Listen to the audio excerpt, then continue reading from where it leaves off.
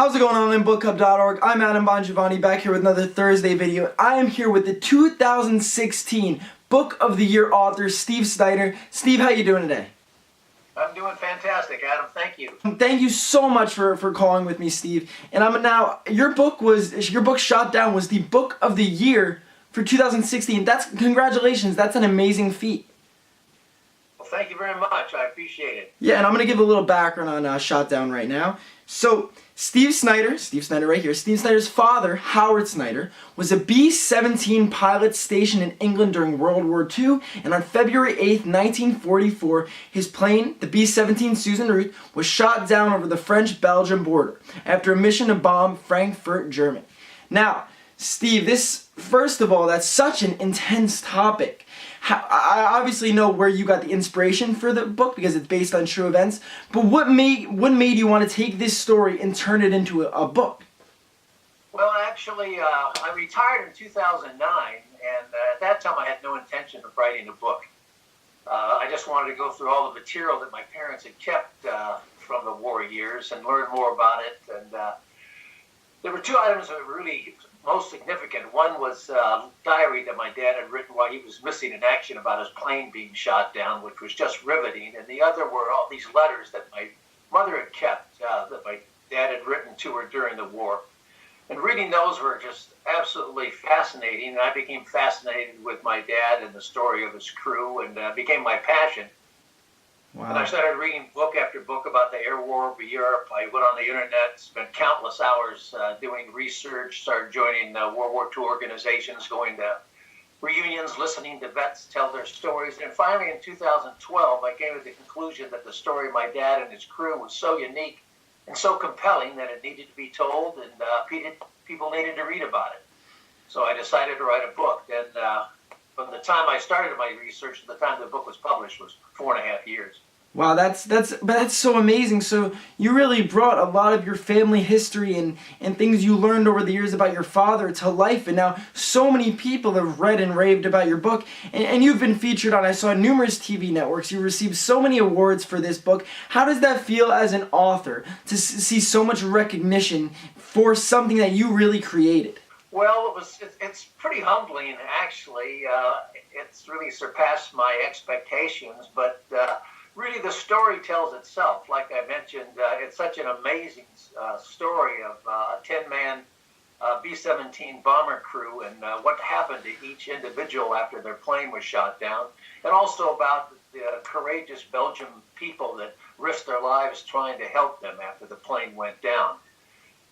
Wow, it's a story of just such bravery and courage and sacrifice that that's why it needed to be told. You know, that's amazing, and it just makes you thankful every day that there are people who are willing to fight for our freedom, and I think you just have to be so grateful for that. And I think it's so amazing that you brought this story to life. So let's get to you as a writer a little bit. Were you always an author, or was this something that you picked up on in 2012? And I know I looked online, I saw you have a few more stories out there, a few more books.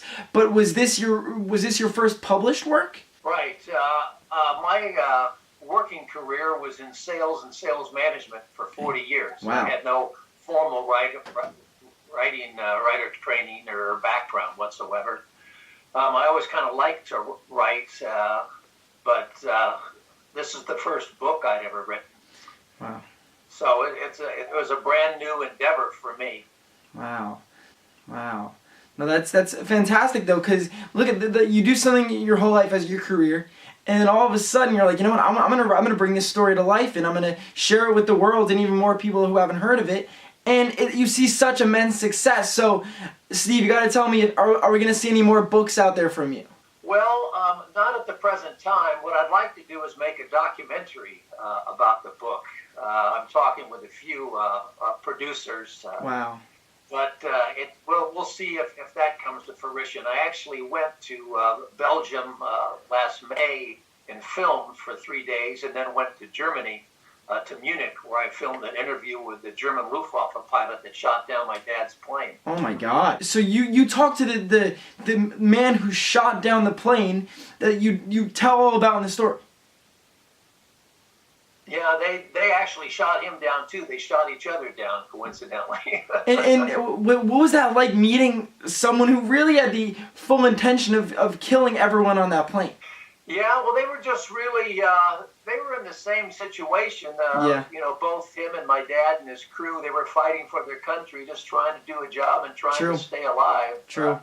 The Luftwaffe pilot, his name's Hans Berger. He's 93 years old now. And, you know, he just said it's a shame that they had to be shooting at each other. Of course, you're right. But that must have been such an experience for you. And did he remember everything in vivid detail? Like, was he really still like privy on everything that happened?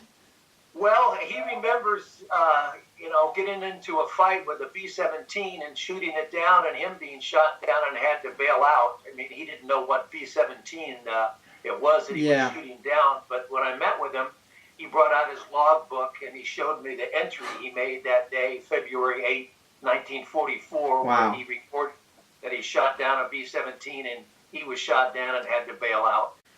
Wow, that's just so phenomenal, and I'm just so impressed that you really done a lot of work with this book, and it's really impressive. So I'm very excited to read your book, Steve, and if based on all of the rave reviews, I'm sure I won't be disappointed at all. I hope so.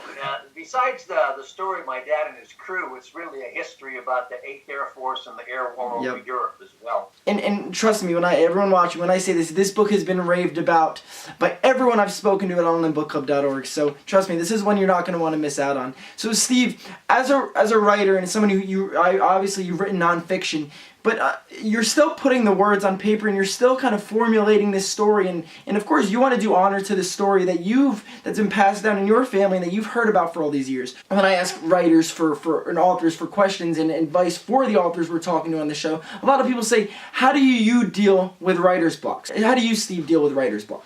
Well, to be truthful, I really didn't have an issue with that. I had so much information at my disposal. All those letters that my dad had written, like I mentioned, Sure. and a couple, I might not have written the book if it hadn't been for a couple Belgian gentlemen who were young boys during the war, were greatly affected by it and became local historians after the war, and interviewed a lot of Belgian people that were involved in the events that took place. Wow. And they gave me unbelievably detailed information that would have been lost forever without their research. So I had a lot of information to deal with. My biggest challenge was how to put it all together so, you know, it made a readable story. Yeah. And also adding in all that additional historical information and anecdotes about and surrounding the war to give it some background and some context. So I really didn't have a problem with writer's block. It was just, you know, trying to organize everything and make it a readable readable story in a manuscript. Yeah. So I think with that being said, every author faces different challenges when they're writing a book, whether it's writer's block or, like you said, organizing everything and creating like a flowing story. So if I'm not, like I said, I'm not an author. I don't think I'll ever be able to write a book. I don't think I have that patience. But if you're writing a story or trying to author a book, take your time. Be patient. I think Steve could tell you that as well. Steve, it took you 4 years to from start to finish, correct? Right. A lot of them. It's 4.5 years of research. It took me 12 months to actually write the manuscript itself. Yeah.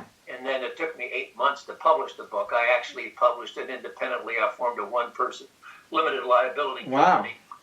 And then contracted with independent professionals for all the associated services, such as editing, cover design, interior layout, printing, fulfillment. Gotcha. Wow. So, but it was definitely a process, and like Steve had everything. He had so many different resources to go off of. So if you're writing a book, take your time like Steve did. Take whether it takes 5 years, 20 years. Get the best book out there. And I know Steve. I'm sure if you rushed your book, it wouldn't have come out as great as it did. So I'm glad. I'm pretty sure you're glad that you took so much time to research and plan everything out.